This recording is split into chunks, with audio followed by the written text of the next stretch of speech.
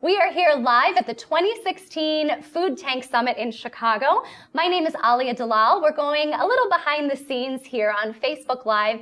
I'm interviewing panelists and speakers from today's program. I am a chef based here in Chicago, also the host, guest host of Chicago's Best on WGN. And joining me right now is Elanor Starmer from the USDA. Elanor, I know you spoke earlier today on a panel about the future of food. So maybe before even we get into a little bit about your work with the USDA, can you tell us a little bit about that panel? What were some major themes that came up? It was a great panel. It was a very diverse group. We had farmers and business people, and I was representing the government perspective. And it was very interesting to see the common threads that came out. I think one of them really was, where is our food going to come from in the future? And the challenges associated with challenges and opportunities associated with a lot of new people getting into agriculture. We see an incredible energy around food and agriculture, new folks getting into farming who have never done it before. And that's really exciting. It also presents challenges. And one of the things we think about at USDA is how our programs and services can evolve to meet those needs. But I heard people in the business community talking about where was their supply coming from, and folks who were working in the international arena looking at some of those same challenges across the globe. Well, would you say for the USDA, like looking, obviously none of us have like a crystal ball, but anything that you see as a challenge or an opportunity that's really in your arena right now? Yeah, one of the things that I have focused my time at USDA on really up until this year when I took on a broader role was the area of local and regional food systems. So this is a place where we see a lot of growing consumer demand. The local food market right now in the country is about $12 billion, and it's growing at about 10% a year. So it's an area where there's a lot of opportunity for farmers and ranchers and food businesses to get in and brand their products as local so consumers can make that choice. There are, though, some challenges that come with those connections, building those connections between the farm and the consumer. And you would think it's not that complicated because they're close together. But in fact, some of the infrastructure that's needed to actually bring food from Southern Illinois into Chicago, for example, isn't there. So that's a place where USDA has really taken a leading role and where my agency is playing a big role as well. Awesome. Yeah, you mentioned kind of this like new blood coming into the probably all aspects of the food system, farming in particular, startups, et cetera. Do you see that kind of same a word that was used today in one of my other interviews was revivification. So that was kind of my fun word for the day. Do you see that same like revivification, revitalization, excitement happening in governmental organizations as well that are related to food? I do, and that's been one of the most exciting things about my time at USDA. So when I came in 2011, we were 2 years into the Obama administration, and we really had a confluence of factors where we had a farm bill that had been passed in 2008 that gave us a lot of new exciting programs. We had some people in leadership at USDA all the way up to our secretary who were really excited about the new face of agriculture and how can our institution evolve to meet those changing needs.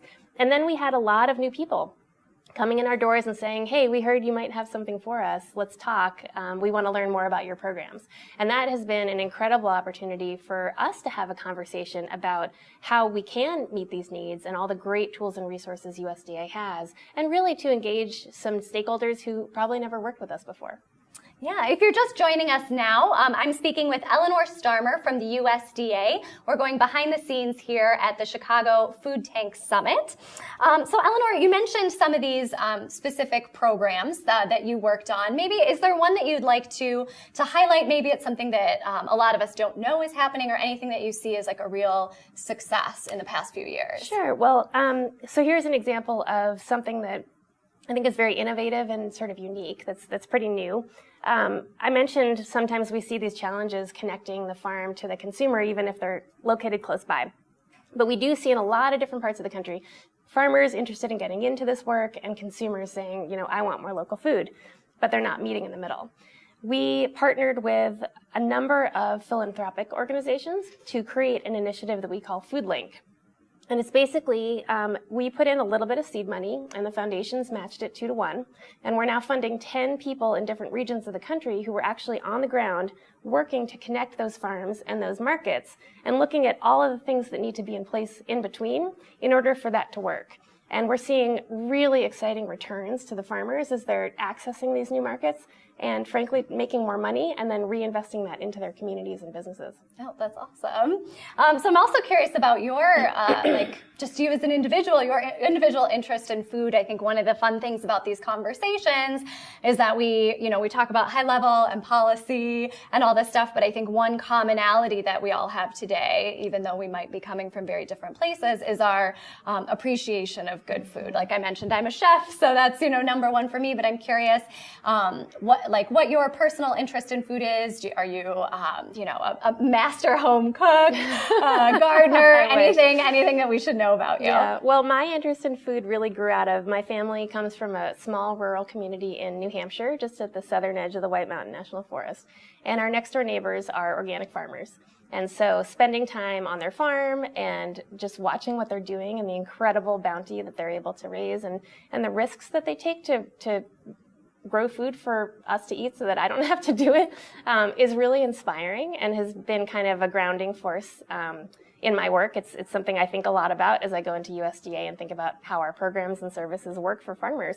But I spend a lot of my free time cooking. My husband does nutrition work, so we it's all in the family. I have a 2-year-old son, so I'm thinking now a lot about how we bring up the next generation interested in trying new things and interested in food and growing food. So it's been fun to watch him go back to the farm and kind of get excited about that too. Yeah, and I think a lot of people, do want to get their kids involved with food, but often think that, a 2-year-old, a 3-year-old is too young.